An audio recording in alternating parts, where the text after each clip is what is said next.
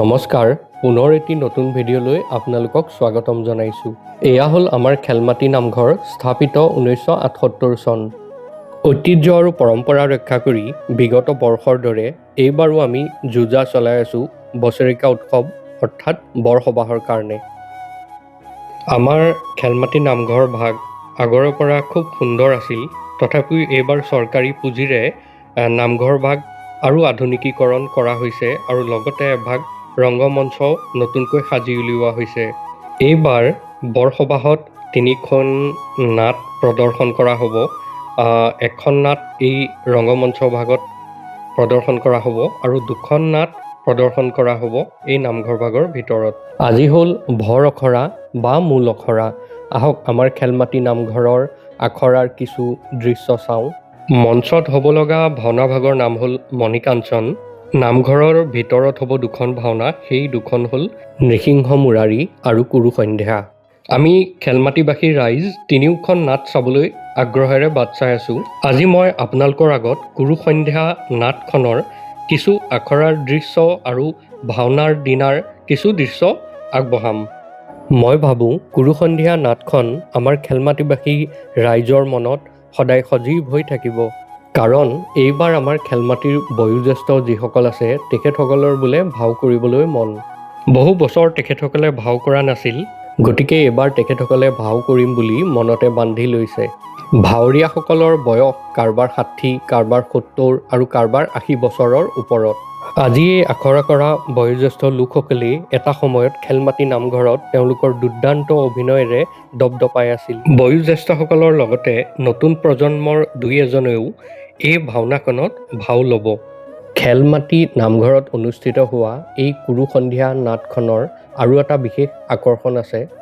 সেই আকৰ্ষণটো হ'ল এইবাৰ বোলে আমাৰ লখিমপুৰৰ বিধায়ক মানৱ ডেকা ডাঙৰীয়াৰ ভাও কৰিবলৈ মন। গতিকে মানৱ ডেকাকো আপোনালোকে আজি এটা বেলেগ ৰূপত দেখা পাব।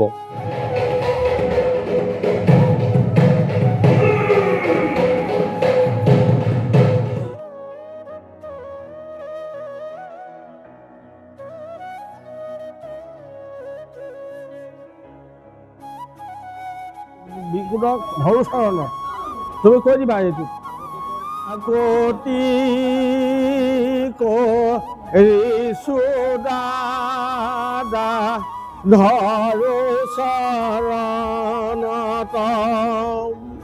এয়া হ'ল আখৰাৰ দিনা শেষৰটি মুহূৰ্ত।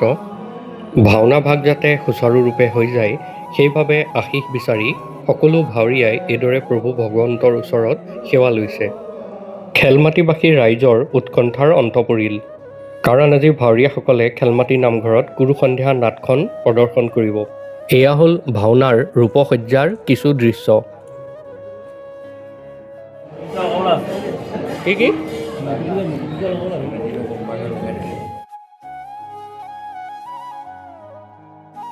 আপোনাৰ ৰৌটো কি? আপোনাৰ কি? কৃপাচাৰ্য। কৃপাচাৰ্য।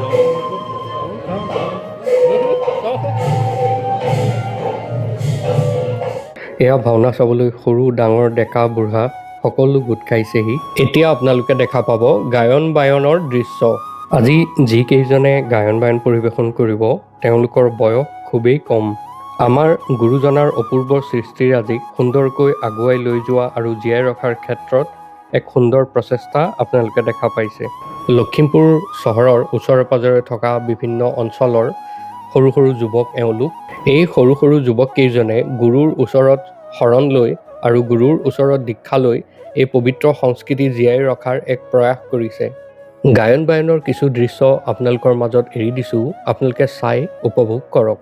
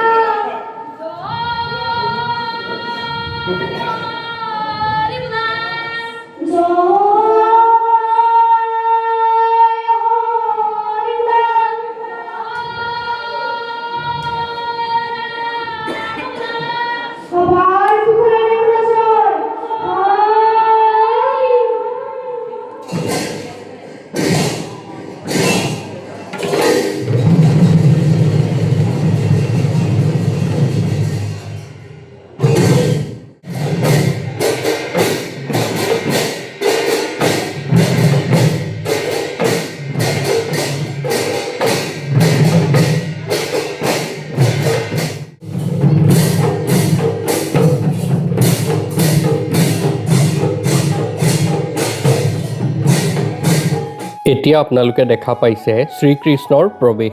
শ্ৰীকৃষ্ণৰ ভাও কৰিছে আমাৰ খেলমাটিৰে দীপক হাজৰিকা বৰদেউতাই আৰু বৰ্তমান তেখেতৰ বয়স প্ৰায় 83 বছৰ।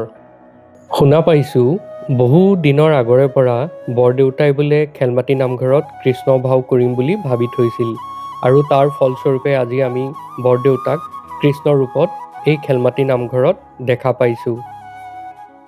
কুৰুসন্ধ্যা নাটখনৰ বাকী যি দৃশ্যাৱলী আছে সেই দৃশ্যাৱলী মই বৰ্তমান আপোনালোকৰ মাজত এৰি দিছোঁ।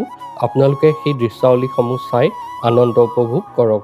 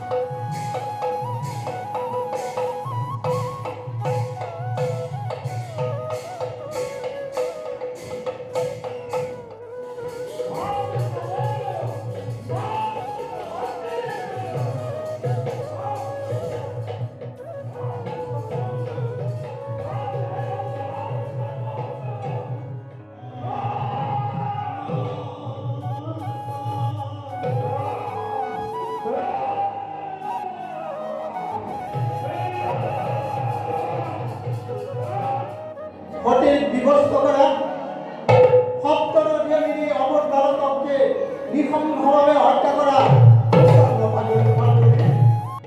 এতিয়া আপোনালোকে দেখা পাব আমাৰ লখিমপুৰ সমষ্টিৰ বিধায়ক শ্ৰী মানৱ ডেকা ডাঙৰীয়াক। তেওঁ বলোৰাম চৰিত্ৰত অভিনয় কৰিছে।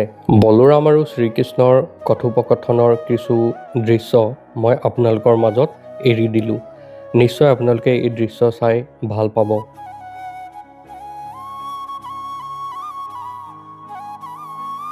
আজি আমাৰ খেলমাটি নামঘৰত হোৱা এই কুৰুসন্ধ্যা নাটখনৰ প্ৰায় অন্ত পৰিব হৈছে। এই সুন্দৰ নাটখনৰ কিছু দৃশ্যাৱলী মই আজি আপোনালোকৰ মাজত দেখুৱালোঁ। কনিষ্ঠ ভাৱৰীয়াজনৰ পৰা সেই 83 বছৰীয়া কৃষ্ণ ভাও লোৱা দীপক হাজৰিকা বৰদেউতালৈকে যিকেইজন ভাৱৰীয়াই প্ৰভু ভগৱন্তৰ ওচৰত সেৱা লৈ আজি খেলমাটি নামঘৰত যি ভাও গালে সেয়াই সঁচাকৈ অতুলনীয়। আজিৰ এই কুৰুসন্ধ্যা নাটখন আমাৰ খেলমাটিবাসী ৰাইজৰ মনত সদায় সজীৱ হৈ থাকিব। যদি আজি ভিডিঅ'টো চাই ভাল লাগিল তেনেহ'লে লাইক, কমেণ্ট, ছাবস্ক্ৰাইব আৰু শ্বেয়াৰ কৰিব। ধন্যবাদ।